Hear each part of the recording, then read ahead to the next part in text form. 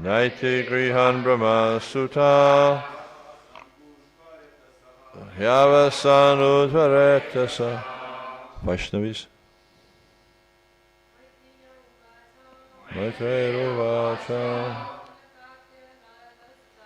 Sanakadhyavasta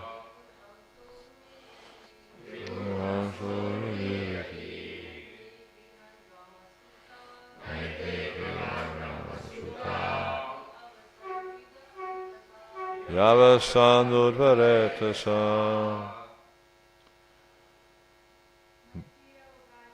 Maitreruvacha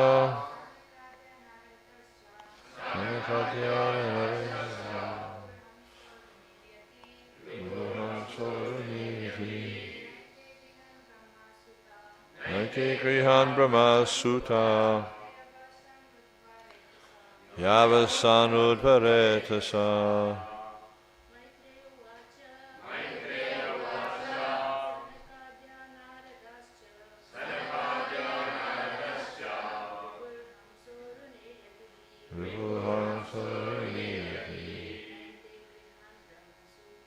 Naiti Grihan Brahma Sutta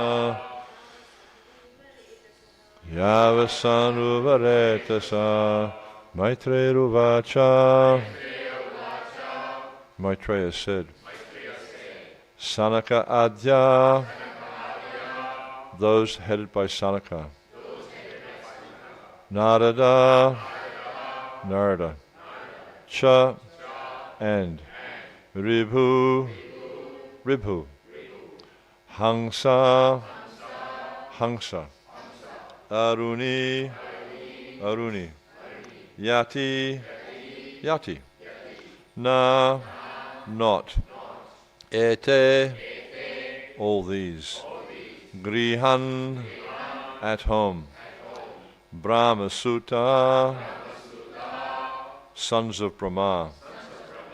He, certainly.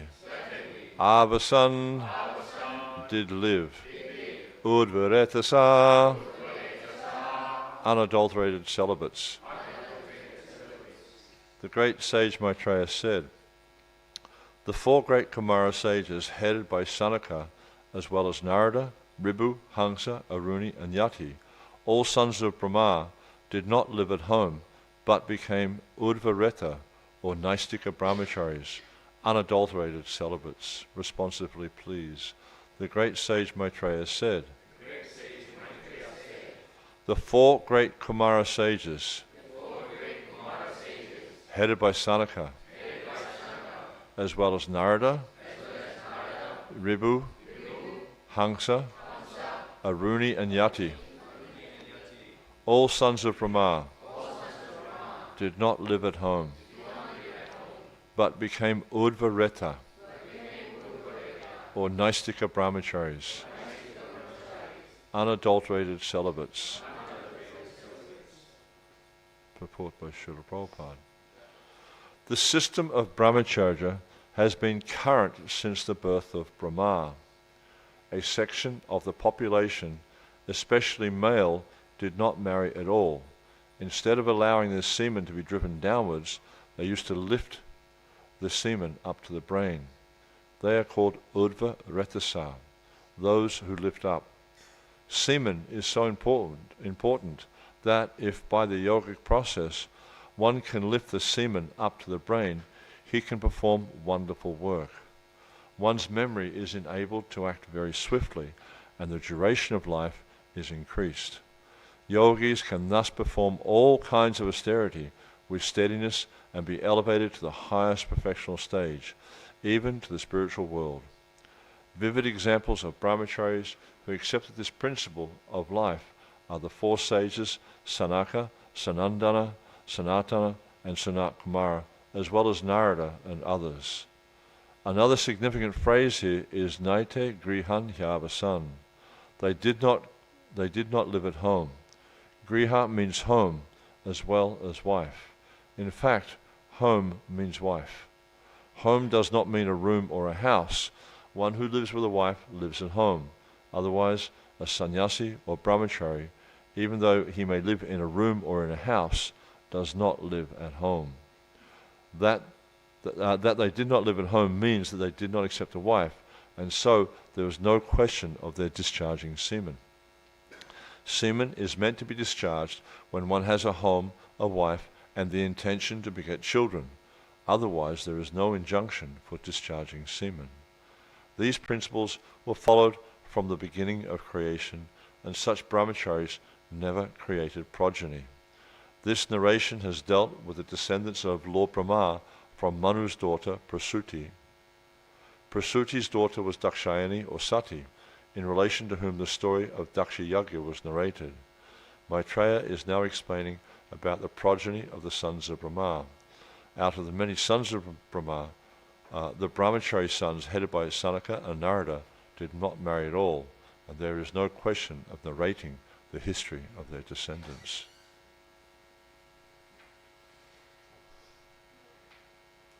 So it's nice to be here again. A bit unexpected to be giving class. I was actually expecting that Subhag Maharaj was going to give class today, but apparently that's next week or something. So I got my dates mixed up, and so I didn't bring my glasses, so I can't read the book. It's too small. Yeah. This is interesting because we've just been through the whole section describing the Daksha Yagya and all the different intrigues and the court politics and all the stuff that was going on there. And now, the first verse of this 8th chapter, and it's the only verse, there's only one verse, it describes the brahmachari sons of Brahma, because there's not much to say. They just live a simple life, and you know, they serve Krishna. So there's not much to say. Of course, we'll see that the various activities like Yati, you know, he appears in different places. Of course, Narada, he appears practically everywhere in the Bhagavatam. I think it's only the 12th canto, and either the 5th or 6th canto he doesn't appear. But all throughout the Bhagavatam we see Narada and his wonderful activities and how he's you know, guiding others to surrender to the Supreme Personality of God. He himself, he sets a brilliant example of devotional service. And Narada is actually, you know, he's actually such a great personality that even though we see, in, I think it's chapter 6, it talks about how Narada, of the first canto, how Narada appeared. You know, he was the son of a maidservant, and he was serving these Mahabhagavat devotees, and by their mercy he took their prasad remnants, and you know, he then became greatly purified, and he had darshan of the Supreme Personality of Godhead, and you know, anyhow, it goes on like that. This is only just a story that sort of talks about how he manifested this time. Because what happens with Narada is every time the creation winds up, he also enters into the body of Vishnu, and when the creation comes, he again comes out. He's an eternal, you know, servant of Krishna, and he eternally served Krishna in that way by traveling throughout the universe. And he can go anywhere in the universe. He can go to the material world anywhere. He goes to the spiritual world anywhere. There's no restriction. And we see the same with the 4 Kumaras. And in that story, where it describes how the 4 Kumaras, they go to the abode of Vishnu, you know, and they meet with Jai and Vijay, and there Prabhupada talks about how there's no restriction on brahmacharis. They can go anywhere, you know, because they have no material desire. They just go anywhere they like in the universe. They're not after anything. They're just going there to present Krishna consciousness. And this is we see the example of Narada, is he travels throughout the universe and enlightens people in Krishna consciousness.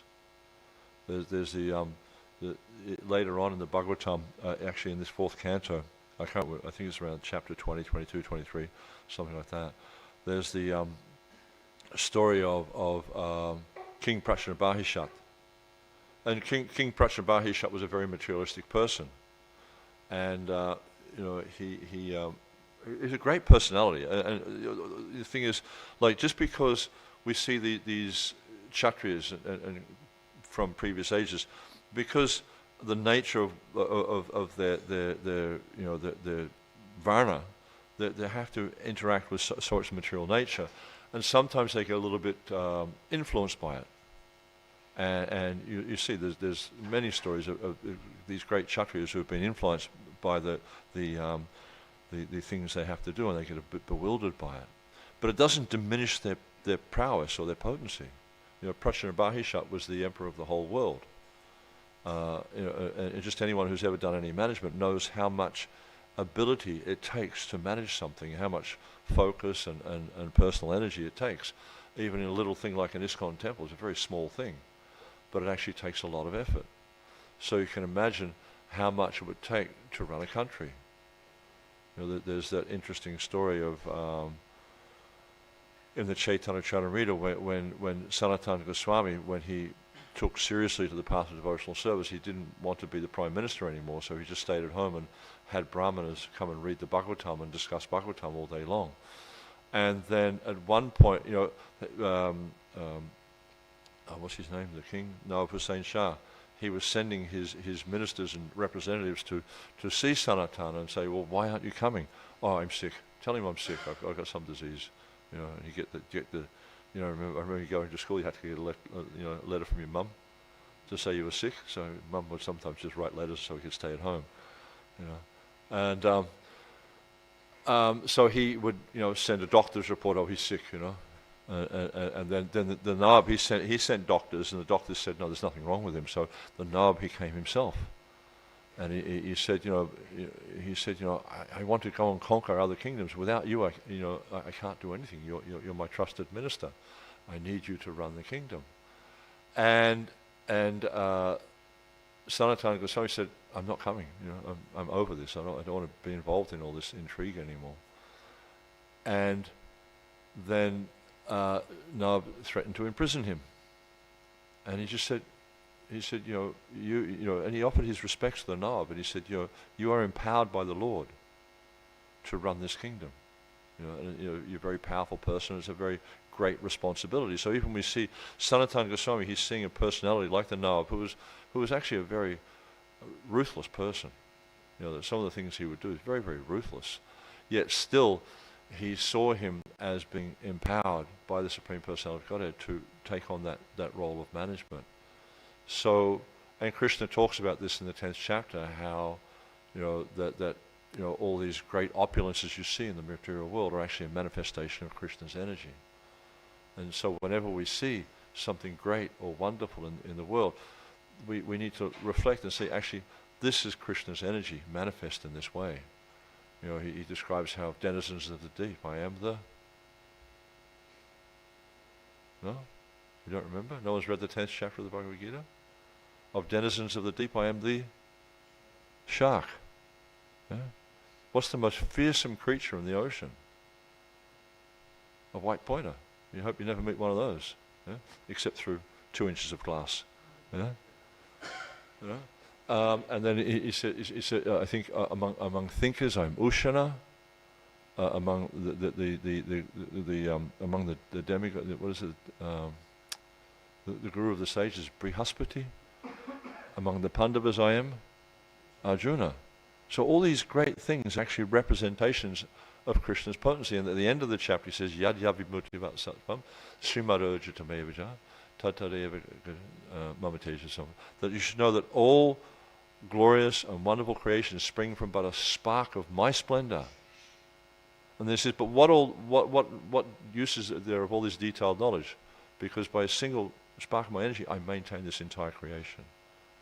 So Krishna is saying that everything wonderful in this world is coming from him. So we see here, actually in the story I was talking about, Prachinabhahishat, he became bewildered.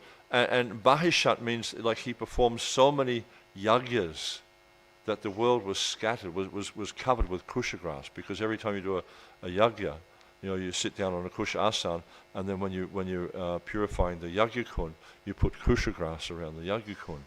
So he'd done so many karma kanda yagyas that the world was scattered with kusha grass. Thousands and thousands of yagyas all over the place done, but they were for fruitive gain. He was looking for elevation to the heavenly planets. He was looking for all these types of wealth, opulence, etc., etc. So he was bewildered about the purpose of life. And so what happened? Narad Muni, he came. This is Narad Muni's. I was actually having an interesting conversation yesterday with Krishna Keshava. I'm staying out at his house, and he was telling about this conversation he had with Bir Krishna Maharaj, and he was asking him, well, how should I preach? In the local area, and then Maharaj was explaining, you have to find your own strategy. Because what works for one person is not going to work for another person. And Prabhupada, he makes this point that the preacher is always racking their brain, trying to figure out how to present Krishna consciousness. Just like if you come to New Govardhan, you'll see we have this thing called the Krishna Village. Now, some people might have, I don't know, different ideas about the Krishna Village, because you have a lot of these young Western people coming who are attracted to yoga, and what Western boy, teenage or youthful boys and girls are like in this country. All you have to do is go down to Bondi Beach and you'll see it. They don't wear many clothes, and sometimes their behaviour is a little bit kind of loose. But the thing is, they have an attraction to yoga. This then gives them a disposition towards spirituality. And so we have this yoga village there, and we get, every year, thousands of young people come. We don't even have to go out the door, they come to us. And it's not a surprise that after a little while you see these people walking around the temple with a bead bag on their hand. And before you know it, they're in the Bhagavatam class, and they're dancing up and down in the kirtan. When Madhava was up there just recently, we had most of them from the Krishna village were there in the kirtan. Every day they're taking Krishna Prasad, And often they start out vegan, but then they get to taste the Mahaprasad, and all that vegan stuff just goes out the window. And you see them when and because what happens with some of the offerings is like you'll have the regular prasad is served at a certain time, then half an hour later the Mahaprasad comes out. And they're all kind of waiting for the Mahaprasad. They've actually developed this trishna for Krishna Prasad. And this is bhakti. They've actually got this desire in their heart to taste Krishna's Prasad remnants, so they're becoming purified. So this is a strategy. It's a preaching strategy. And so we all have to figure out our preaching strategy, what works for us. Of course, it has to be within the bounds of Krishna consciousness. It doesn't mean you go down to Pitt Street and give out 4X. That's not a preaching strategy. 4X is beer, they sell it in Queensland. And this is Narad Muni. He's got a brilliant preaching strategy. He tells Prajnabahishat this allegorical story. And this allegorical, the story he's describing Paranjana. This king Paranjana, who's the emperor of the world. And then he sees this beautiful woman. This beautiful woman, she's got this hood, a serpent with 5 hoods walking sort of over her as she's walking, and she's got 10 associates, girlfriend associates. And so the snake itself is the life heir, and the 5 hoods represent the 5 life heirs. And then you have the different associates, the 10 associates, they represent the working senses, the knowledge acquiring senses. And then they have their hundreds of maidservants, which represent all the material desires. So Narad's telling this allegorical story, and as the story evolves, you see how Prajnabahi starts going, yeah, this is really interesting. And then Narad actually explains to him the allegory. He explains to him what he's explaining. And then Prajnabahishat has this realization that this is me. I'm this foolish person who's become enamored by all these material desires. And because of his allegorical story, and he's able to tell him something very strong in a somewhat removed manner. So then when Prajnabahishat has the realization, he's actually talking about me, then he gives up all his material desires. And Narad Muni does this quite a few times. You'll see there's different stories throughout the Bhagavatam how he's explaining to people in different ways, because he can't directly tell them, you're in Maya. They're just not willing to accept that. So he has to present it to them in a way that's sort of a bit gentle, and then they can come to their senses and realize, actually, I've become bewildered by the forces of material nature. So sometimes we need to do that. You need to, rather than, it's just like when you present Krishna consciousness to anyone, if you just come up to them straight away and say, look, you're in Maya, you need to chant Hare Krishna and go back to Godhead. How many people are going to buy that? It's very, very uncommon. So you have to, start cultivating a relationship with people, so get to know them, and then find out what they like and present. Just like another example from what Krishna Kesha was doing. They're going to devotees' homes or people's homes and chanting, what is it? Nrsimha Kavacha. Yeah?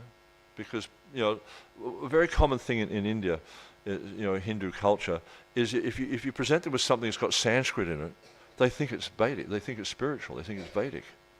You could be chanting some nursery rhymes in Sanskrit, and as long as it's Sanskrit, they think it's Vedic. Yeah? And so because it's glorifying Nrsimhadev, and a lot of these people from South India, Nrsimhadev is very prominent in South India. There's Nrsimhadev temples everywhere in South India, much more than Radha Krishna temples or anything like that. So they're chanting Nrsimha Kavacha, so people are feeling this is something worth doing. And they introduce, they started off by chanting Prabhupada's pranam prayers, then the Panchatattva mantra, the Maha mantra, and then the Nrsimha Kavacha. Yeah? And then they start to introduce them to the chanting of Hare Krishna. So, you need to try to tap into what people want, what they everyone's looking for spirituality. They just don't know what it is. They've got just like the yoga crowd. They think doing yoga is spiritual. It's got nothing to do with spirituality at all. It's just bodily exercises. It's all the material body. But because they have this interest in spirituality, they're kind of a bit scared of the concept of organized religions. I mean, just look at what happened with the Christian church, for instance. So they're a little bit kind of reluctant to get involved, but through this preaching strategy, their heart becomes softened, their heart becomes cleansed, gradually becomes cleansed, and then they become more open to the process of Krishna consciousness. This is exactly what Narad Muni does with Prachna Bahishat. So it's discussing here about Narad Muni, and he's a great personality, and he's one of the, as it mentions here, one of the sons of Brahma. And I find it interesting here also that we just finished the story of the Daksha Yajna. That went on for about 7 or 8 chapters. Quite an involved story, and Sati, how she sets fire to herself and all that sort of stuff, and Shiva comes in, and all these associates, they completely obliterate the whole yajna, and I think it's what's his name? Not Virabhadra, someone else urinated on the yajna and all this sort of stuff. Really defiled the whole place.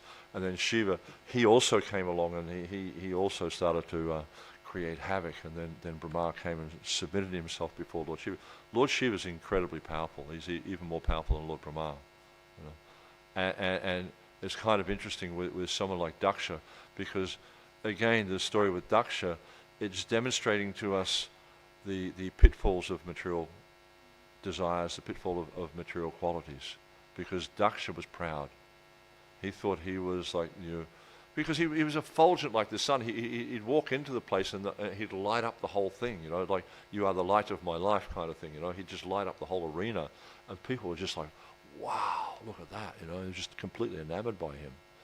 And the thing is, like, he became affected by that.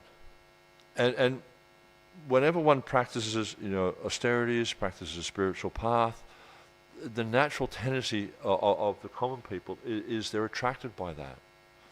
And so, as a devotee, as you progress in devotional service, you get people wanting to bow down. You see sometimes with senior Vaishnavas, with sannyasis and gurus and Prabhupada disciples, things like that. People want to bow down, people want to touch their feet, and you can get affected by that. You become a little bit proud, and think, oh, I'm something special, or like you might give a class, and everyone comes up to you and says, oh, Prabhu, that was such a wonderful class, and and it's easy to get affected by that, but it's really important that we have to maintain humility. And this is one of the big lessons, from the previous chapters, is Daksha lost humility. And Prabhupada makes a point in there's that string of verses that start Amanitam Adam Bitbam. I can't remember all the verses in the 13th chapter. And in there, Prabhupada, he talks about humility. And he says, without humility, it's not possible to have knowledge. You cannot understand the spiritual path unless you're humble, because you become bewildered by the false ego. You think, whatever you think, this is the way it is. But through humility, you can actually understand. the spiritual process. And this was Daksha's fault. He lost humility because he was such a great and powerful personality. And he had to be shocked into reality. He actually had his head cut off. Now, that's pretty dramatic. He got his head cut off, and then Shiva put the head of a goat there, just to show him he's being a bit of a goat, And because he was very powerful, because Daksha means one who's very expert. But what was he expert at? Sex life.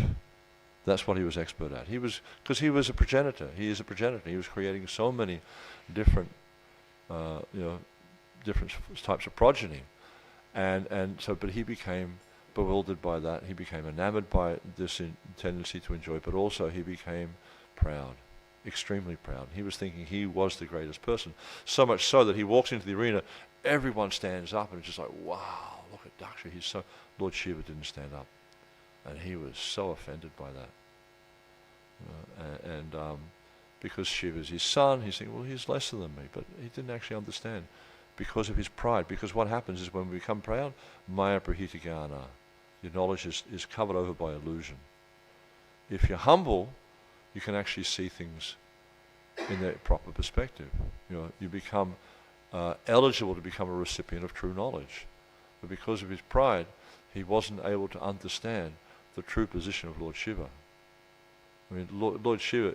You read about the section when after the Daksha Yagya was destroyed, and then Shiva went back to his place of meditation. Then all the devatas and the great sages, they approached Lord Shiva. They went to Kailash to approach Lord Shiva, and the description of his abode there is just like extraordinary, and like. Like whenever you go into the forest here, I kind of live in the forest up in New Govardhan, and there's always the birds noise and the chirping and all this kind of stuff going on. You hear the cows moving and stuff. When you go to Kailash, it's completely peaceful. There's no birds, there's nothing like that. It's just completely peaceful. And this is the effect of a great personality like Lord Shiva. And so then they approached Lord Shiva. They asked him to, please come and rectify the situation. So I was just teaching him a lesson. It's okay. He wasn't angry. He just wanted to teach him a lesson because he'd acted badly.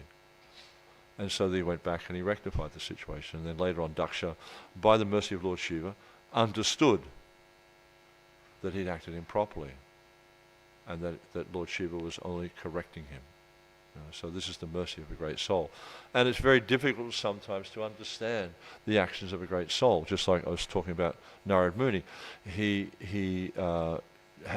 teaches these allegorical stories, and sometimes it's hard to understand where he's going with it. Or when Lord Shiva comes and destroys the Daksha Yagya, it's a little bit difficult to understand. But there's many chapters in the Bhagavatam which are devoted to describing the descendants of Brahma, the sons of Brahma, and their descendants, and also the daughters, because Swayambhuva Manu had 3 daughters and 2 sons. So Prasuti, Devahuti, and Akuti. And then the 2 sons were Uttanapad and Priyavrata. So you'll see here in the 4th canto, we'll hear about Uttanapad. And I think it's the 5th canto we hear about Priyavrata's sons. So there's a lot devoted to describing those sons. And the sons of Swayambhuva Manu were quite powerful. And this is where we're going now. It's like I think there's 2, 3, 4, 5. Those verses will describe the inauspicious children of Brahma, Mrityu and all these different personalities. And then from then on it goes into the story about Dhruva Maharaj. An extraordinary story. It's just Dhruva Maharaj was, even though he was a king, or the son of a king, he wasn't actually the king yet, and he became deeply offended when Saruchi, just criticized him and said, you're not qualified to sit on the lap of the throne or the lap of the king because you didn't come from my womb. Again, pride. She's so proud because she's the king's favorite wife. And you can see, pride is a great enemy for a devotee. It's a great enemy for anyone. But if we become proud, we become bewildered. So she became bewildered. She's thinking the only way that he can become the emperor, is to come from my womb, like as if her womb's better than any other womb. They're all the same. Living entities, whether it's an animal womb or a human womb, it's all the same. The child comes out. So what? It's no big deal.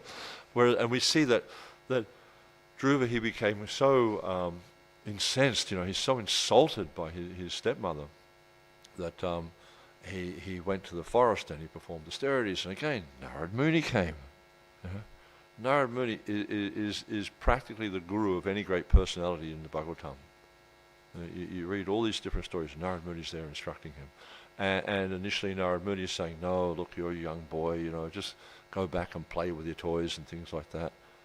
And there's some commentaries talking about Dhruva Maharaj saying to Narad Muni, look, if you're afraid of the forest, you go home to mummy. I'm staying here.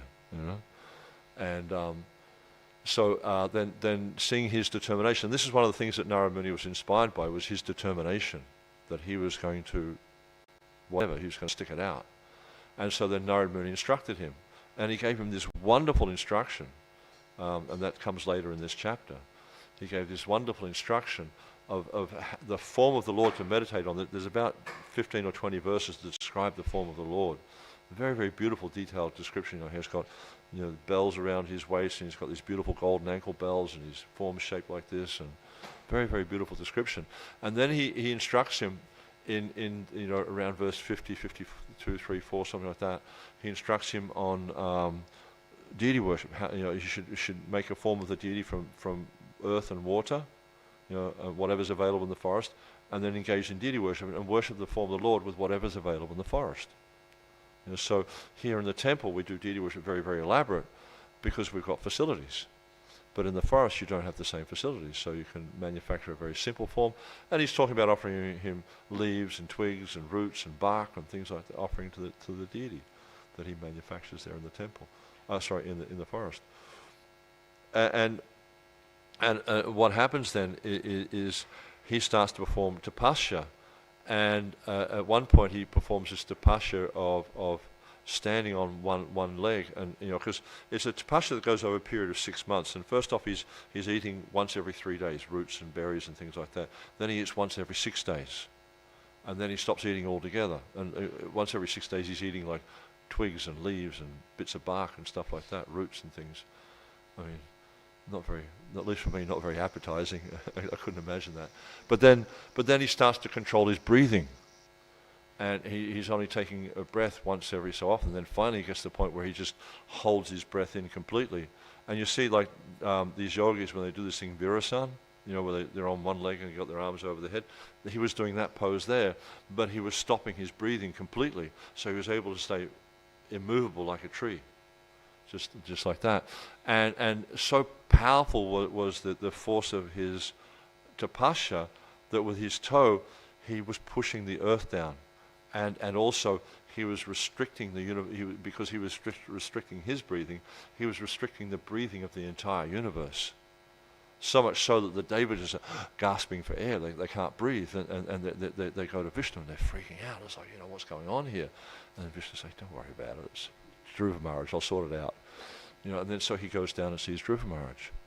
And then you'll see, like, the story of Dhruva Maharaj goes up to about, this is the 8th chapter, it goes up to about the 18th or the 20th chapter or something like that. And there's a whole section there where it's describing the qualities of Dhruva Maharaj. An extraordinary Vaishnava, and someone who's a great source of inspiration for us, and someone who we can actually follow his example and try to worship the Lord with this one-pointed attention, as Krishna says to Arjuna, Eke he Kuranandanaha. He talks about this one-pointed focus on the Supreme Personality of Godhead. What time do we go to?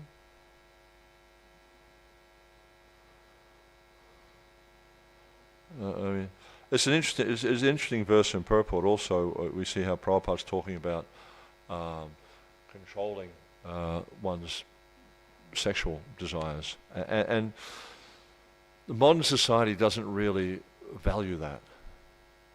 If someone's doesn't have girlfriends or hasn't had copious quantities of sex by the time they're 20 years old, they think there's something wrong with them. And it's quite common in modern society that if someone's very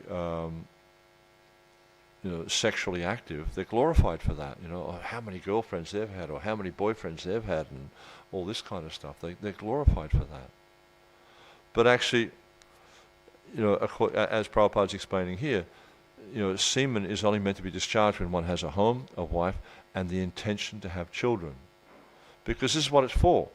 It's not about sense enjoyment, it's actually about progeny. It's like you don't see any of the animals, I mean, of course they're animals, but you don't see animals having sex just for the sake of sex.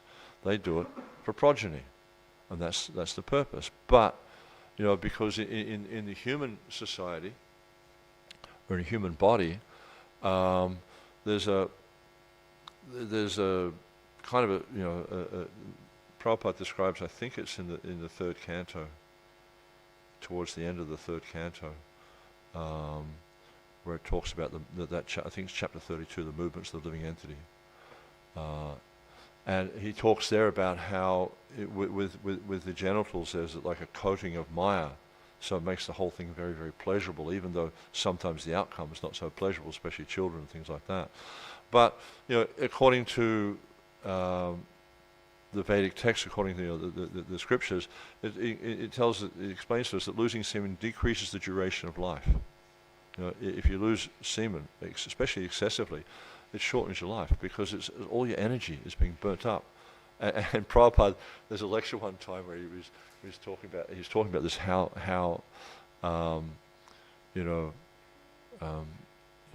passing semen, you're shortening the duration of life, because he's saying the duration of life is measured in breaths. So, and then Prabhupada goes, when they're having sex, they go, and he does this into the microphone, so that's what people are doing. They're breathing much faster. And if they have a lot of sex, it's going to really impact upon the duration of their life.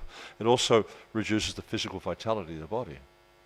Your body becomes weaker as a result of having excessive sex. Memory is reduced, the strength is reduced, willpower, determination, all these things are reduced by excessive sex.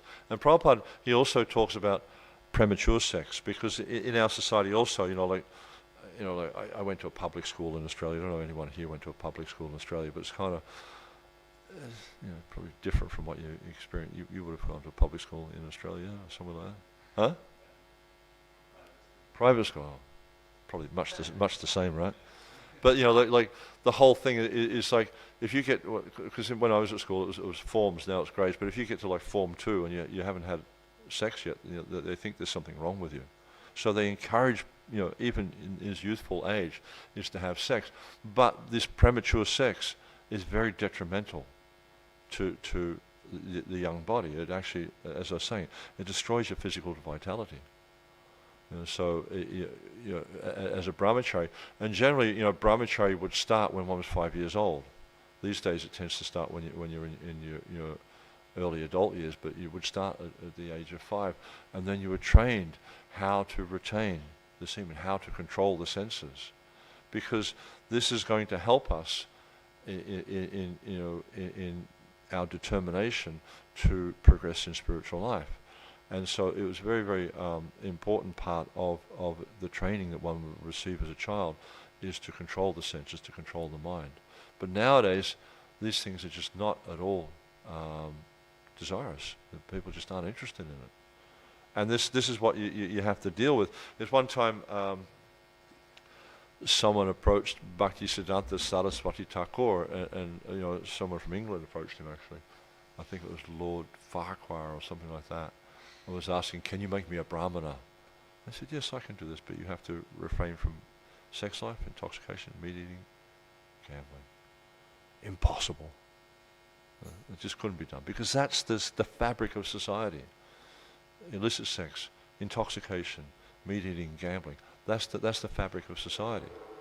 Everywhere you go, you'll see advertisements about these things. About every advertisement you see practically.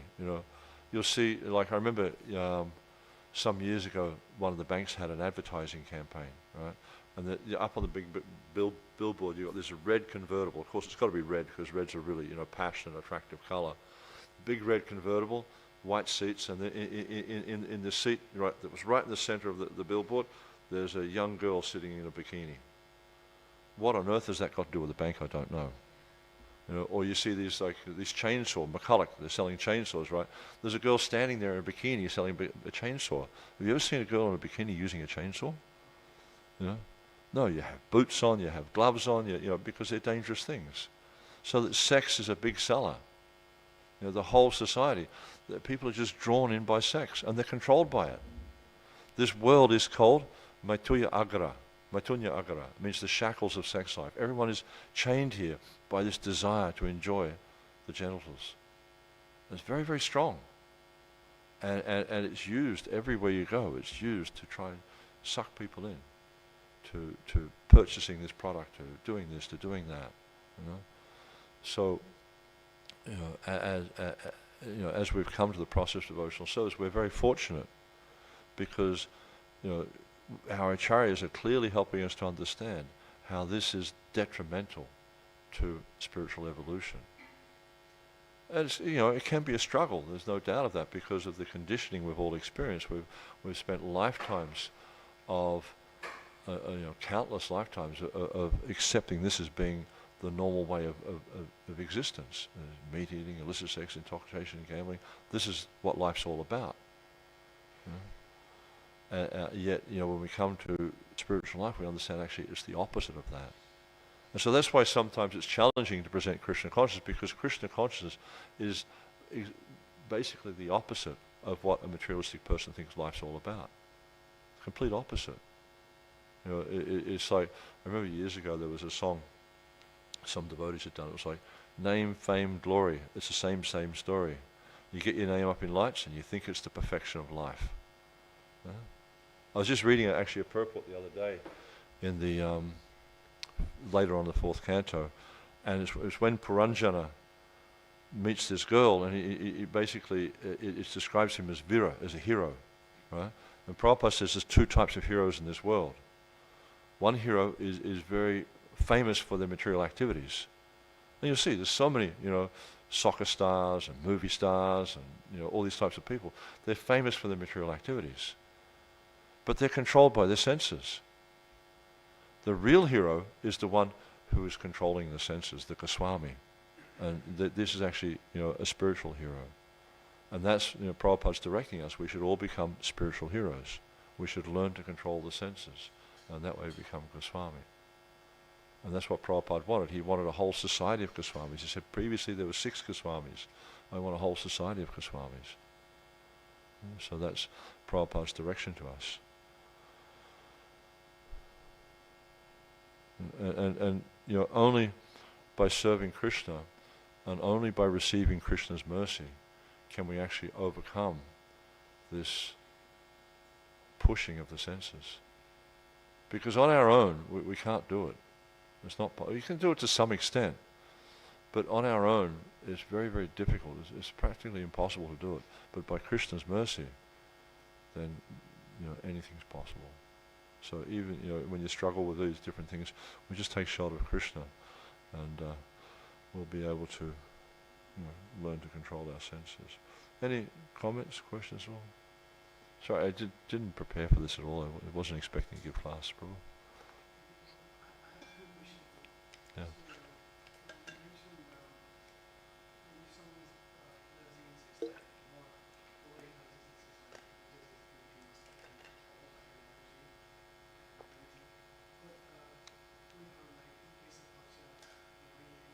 In the case of who? Yeah.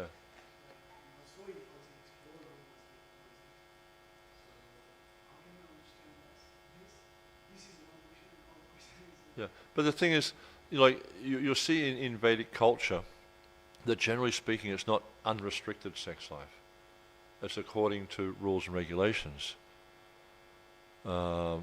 Just like we see that Prabhupada gave us certain guidelines on if you're going to be a grihastha and you want to have children, there's certain rules you follow.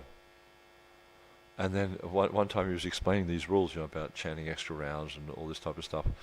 We do it once a month, and when the woman's in her, because usually I can't remember exactly how many days it is, but there's a certain amount, I think it's 8 days or something after the menstrual cycle finishes, then a woman's at prime fertility, the eggs and all that are there, and so that's the time you should have sex. And then one of the disciples said, "Oh, Prabhupada, that's so much trouble." And Prabhupada said, "Yes, that's the idea." Because the whole idea is life is not about indulging the senses. Life is about controlling the senses. So Vedic text, Vedic culture gives us guidance, gives us like a restricted, a controlled way of indulging the senses, so that ultimately we can come to the point of giving it up. Because that's what it's about, is giving up this desire. And this is where Daksha was he was getting so absorbed in it, he got bewildered by it. But then by Lord Shiva's mercy, he understood and he reformed his consciousness. So the restrictions are there to help you to reform your consciousness, to understand what's the point, what the human life is for. Human life is not meant for eating like, for living like, this is Rishabdev's instructions in the beginning of the 5th canto. Human life is not meant for living like hogs and dogs that eat stool. But actually he says, Tapo divyam putraki yena shatvam shud yashmad brahman sokyam tvanantam. That you're actually meant to practice these divine austerities whereby you can understand the Supreme Personality of Godhead. That's what human life is for. Daksha forgot that. So Shiva, out of his causeless mercy, enlightened him in a very brutal way. But Daksha was so absorbed in his material activities, he needed that brutality to shock him out of that. So but he's also a great personality. You can't really compare Daksha in that sense to, say, the modern day man or woman. He's a great personality. He's one of the progenitors. He's direct son of Brahma. That's quite a powerful lineage. So question 2.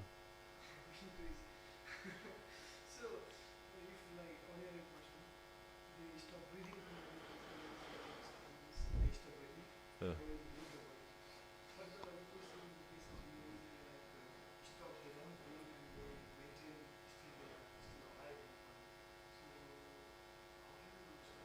Yeah, Prabhupada talks about how in the body there's so much untapped potential. There's so many potencies within the body we're just not aware of, because it's all covered by our material life. But you'll see, like even like you look at different athletes, right? When they start whatever their athletic discipline is, they're not very good at it. But by practice, they become stronger. There's a thing that some people do. They say that when you get a cow, like a baby cow, and you lift it every day, it's very easy. You go up to the farm there and you'll see calves. They're quite small. They only weigh maybe 50 kilos, if that, 40 kilos. If you lift that cow every day, by the time it's a full-grown bull, you'll still be able to lift it, because your muscles will become stronger. So by practice of yoga, not that we're recommending it, but by practice of yoga, one can develop these abilities. But the main thing is the same as like, right now, the idea of being in Goloka Vrindavan with Krishna and playing with him and having fun with him and riding on his shoulders and stuff just seems so distant. Yeah, just so distant. Could you imagine standing on Krishna's shoulders? Would anyone go on the altar and stand on Gopinath? You just wouldn't do it. It's just lifetimes away. But if you follow the process of bhakti, if you purify your heart, you give your life to serving Krishna, you will get there. It's a process. It comes from practice. Same as like the yoga is controlling the breath. It's a process. It comes from practice. Anything like that, it takes determination. It takes time. Okay, Prabhu.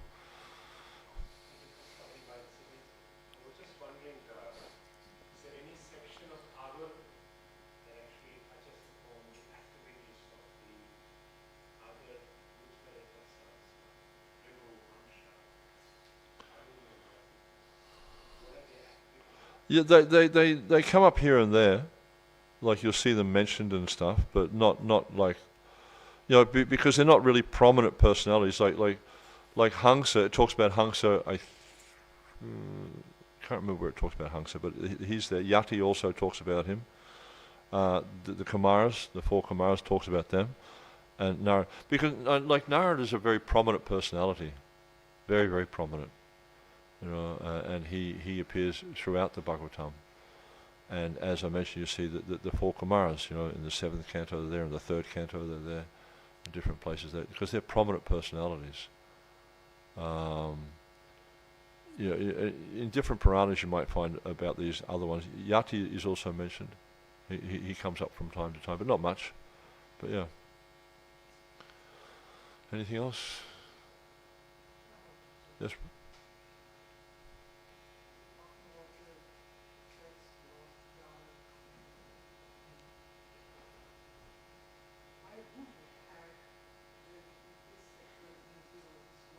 A little bit louder. I'm struggling to hear. Sorry.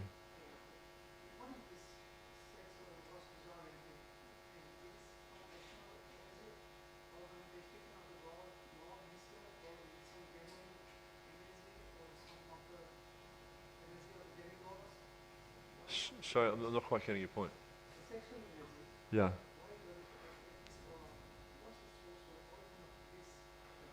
It originally comes from Krishna.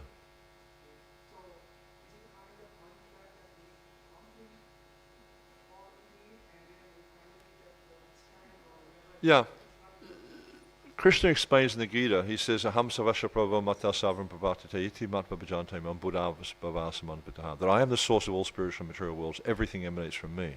So that's the first point, is we understand that everything comes from Krishna. Right? But it depends how you utilize it. It's just like, you know what a scalpel is? You know what a scalpel is? It's a very, very sharp knife. Very sharp. Yeah? So when a doctor uses the scalpel, he can perform miracles. He can save people's lives through operations. If you give the same scalpel to a criminal, he'll do all sorts of horrible things. So in the same way, with all these different things, we can use them for Krishna, or we can use them for our sense enjoyment. When we use them for our sense enjoyment, this brings about bondage. And this is discussed at the end of the 3rd chapter of the Gita. This is karma bandhana. This is work done as a sacrifice of Vishnu must be performed. Otherwise, it causes bondage. If we do, say for instance, you have sex life for the pleasure of Krishna, meaning you do it once a month for the purpose of having God-conscious children, that's liberating activity. And Prabhupada also describes that someone who's a grihasta and who follows this principle of having sex life only for the procreation of children is as good as a brahmachari.